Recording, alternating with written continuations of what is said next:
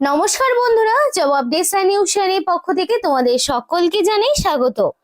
তো বন্ধুরা, আজকে তোমাদের সাথে কথা বলবো গুরুত্বপূর্ণ সরকারি একটি চাকরির নোটিফিকেশন নিয়ে, যেটা কিন্তু 23 জেলার পক্ষ থেকে নিয়োগ চালু হলো এবং জেলায় জেলায় নিয়োগ বিজ্ঞপ্তি প্রত্যেকটি ক্যান্ডিডেট মানে ছেলে মেয়ে নির্বিশেষে প্রত্যেকেই আবেদন করতে পারবে।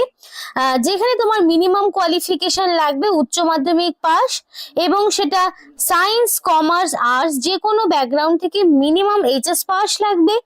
আর বয়স মাত্র 18 বছর, 18 থেকে যার বয়স 40 বছরের মধ্যে সে কিন্তু অবশ্যই আবেদন করতে পারবে।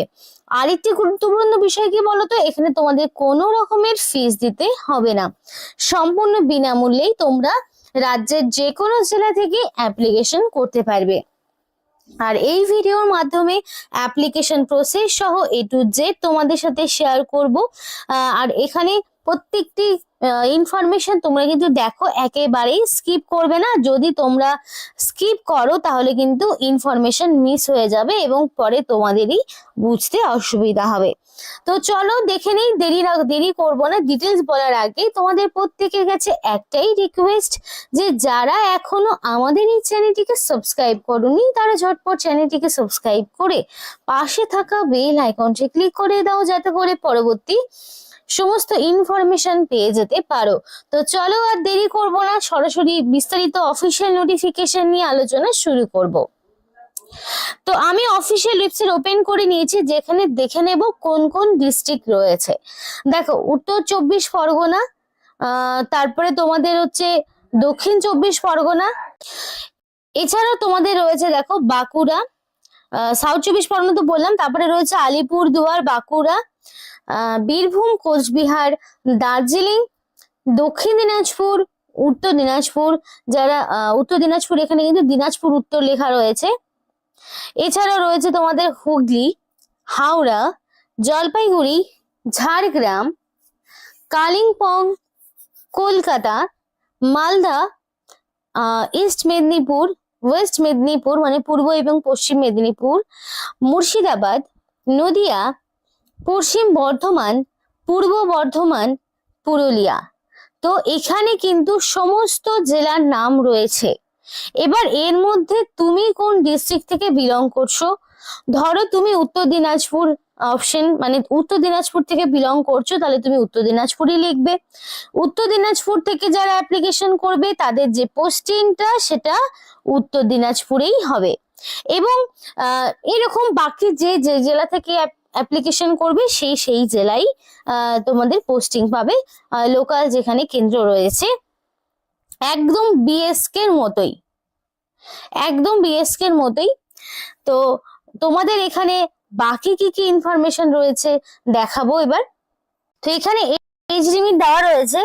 তো এখানে মিনিমাম তোমাদের কিন্তু 18 বছর হতে হবে, এবং সেই বয়সটা তোমাদের অবশ্যই 28/2/2026 এই তারিখ অনুযায়ী তোমাদের মানে ফেব্রুয়ারির 28 তারিখ অনুযায়ী 28/2/2026 এই তারিখ অনুযায়ী তোমাদের বয়সটি মিনিমাম 18 বছর হতে হবে, ম্যাক্সিমাম 40-এর মধ্যে। 18 থেকে 40 হচ্ছে এজ লিমিট। এবং এখানে ক্যান্ডিডেটকে কোনো রকমের অ্যাপ্লিকেশন ফিস দিতে হবে না, সেটা যে কোনো এনি ক্যাটাগরির ক্যান্ডিডেট তারা সম্পূর্ণ বিনামূল্যে আবেদন করতে পারবে।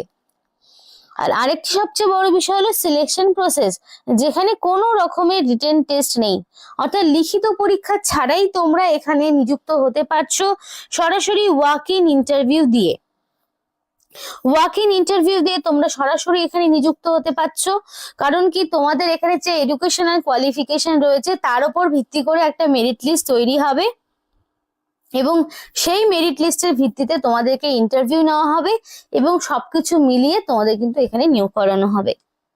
এবং এই এডুকেশনাল কোয়ালিফিকেশন মাধ্যমিক, উচ্চ মাধ্যমিক, আইটিআই, ডিপ্লোমা এগুলোর মধ্যে যে কোনো একটি যদি তোমার থেকে থাকে তাহলেই কিন্তু তোমরা আবেদন করতে পারবে। মিনিমাম মাধ্যমিক পাশের ক্যান্ডিডেটরাও এখানে অ্যাপ্লিকেশন করতে পারবে। আইটিআই যদি থাকে সেক্ষেত্রেও হবে, ডিপ্লোমা যদি থাকে সেক্ষেত্রেও হবে, যে কোনো ক্যাটাগরি। তো এখানে দেখো ফার্স্টে তোমাদের কিন্তু নাম, তো ফার্স্টে তোমাদের নাম যেটা তোমাদেরকে দিতে হবে, এবং এখানে অ্যাকর্ডিং টু মাধ্যমিক বা তার সমতুল্য পাশের সার্টিফিকেটে এক্স্যাক্টলি তোমার যে নাম রয়েছে সেই নামটাই তোমাকে দিতে হবে। মোবাইল নাম্বার অবশ্যই ভ্যালিড ফোন নাম্বার দেবে, যাতে করে সিলেকশন প্রসেসের সমস্ত রকম ইনফরমেশন তুমি পেয়ে যেতে পারো, যে মোবাইল নাম্বারটা তোমার অ্যাক্টিভ থাকবে। মেইল আইডির ক্ষেত্রেও তাই, ফোন নাম্বার এবং মেইল আইডিটা একদমই অ্যাক্টিভ দেওয়ার চেষ্টা করবে। এবার এখানে প্যান কার্ডের নাম্বার বসাতে হবে। এবার এমন অনেকেই রয়েছে যাদের প্যান কার্ড নেই, তো আজকাল কম বেশি সবারই কিন্তু প্যান কার্ড থাকে, তারপরেও বলবো যাদের প্যান কার্ড নেই তারা কিন্তু এখানে আবেদন করতে পারবে না, কারণ প্যান কার্ডের নাম্বার দেওয়াটা ম্যান্ডেটরি। এবার ডেট অফ বার্থের সার্টিফিকেট অ্যাকর্ডিং টু মাধ্যমিক বা তার ডেট অফ বার্থ, তোমাকে ডেটটা মেনশন করতে হবে অ্যাকর্ডিং টু মাধ্যমিক পাশের অ্যাডমিট, সেই অনুযায়ী তুমি তোমার ডেট অফ বার্থটা লিখবে। এবার তুমি কোন স্টেটের হয়ে অ্যাপ্লিকেশন করছো সেটা তোমাকে এখান থেকে চুজ করতে হবে, তো অবভিয়াসলি ওয়েস্ট বেঙ্গল রয়েছেই। এবং কোন ডিস্ট্রিক্টের হয়ে তুমি অ্যাপ্লিকেশন করতে চাইছো সেই ডিস্ট্রিক্ট তোমাকে মেনশন করতে হবে, যে যেই ডিস্ট্রিক্ট থেকে বিলং করে সে সেই ডিস্ট্রিক্টে এখানে দিতে পারবে। তো এরপরে দেখো হাইয়েস্ট এডুকেশনাল কোয়ালিফিকেশন গ্র্যাজুয়েশন নাকি পোস্ট গ্র্যাজুয়েশন। তোমার এইচএস হয়তো কোয়ালিফিকেশন রয়েছে কিন্তু তোমার গ্র্যাজুয়েশন করা রয়েছে বা পোস্ট গ্র্যাজুয়েশন করা রয়েছে, তো হাইয়েস্ট এডুকেশনাল কোয়ালিফিকেশন ধরো গ্র্যাজুয়েশন আমি দিয়ে দিলাম। এবার এক্সপিরিয়েন্সটা ম্যান্ডেটরি নয়, এক্সপিরিয়েন্স থাকলে দেবে, নইলে জিরো অপশনটি ক্লিক করবে। এবার তুমি কোথাকার রেসিডেন্স, এবার হতে পারে যে তুমি একটা জেলার বাসিন্দা কিন্তু তুমি জব করতে চাইছো অন্য জেলায় বা থাকো তুমি অন্য জেলায়, সেক্ষেত্রে তুমি তোমার রেসিডেন্সটা সেই মতো চুজ করে নেবে। ধরো ওয়েস্ট বেঙ্গলের অন্য আর একটা কোনো ডিস্ট্রিক্ট দিলাম যেখানে আমি জব করতে ইচ্ছুক, তো সেই মতো তুমি তোমার ভাব অনুযায়ী চুজ করে নেবে। এবার তোমাকে একটা রিজিউম আপলোড করতে হবে এবং সেই রিজিউমটা অবশ্যই পিডিএফ ডক অথবা ডক্সে এবং 1024 কেবির মধ্যে সেই ফাইলটা হবে, এর থেকে বেশি বড় হবে না। রিজিউমে তোমার সমস্ত যাবতীয় ডিটেলস, নাম থেকে শুরু করে তোমার এডুকেশনাল কোয়ালিফিকেশন থেকে শুরু করে A to Z all information কিন্তু সেখানে দেওয়া থাকবে।